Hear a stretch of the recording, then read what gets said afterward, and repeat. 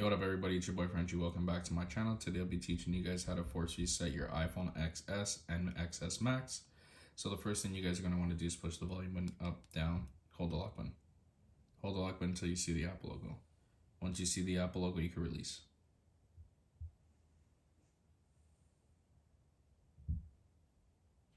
Continue to hold.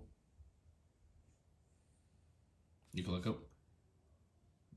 If this video has helped you guys out, make sure you subscribe to the channel. Drop a comment down below.